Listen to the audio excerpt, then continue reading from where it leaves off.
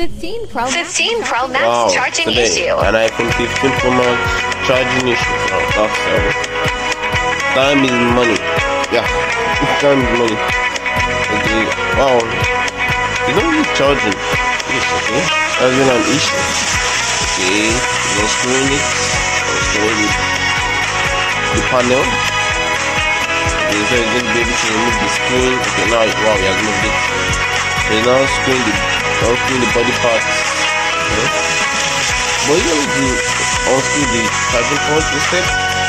Okay, now wait, tampering with the dynamic island.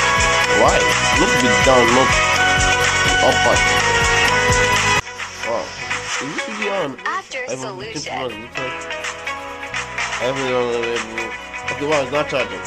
Oh, that's great. So please like, please subscribe, share.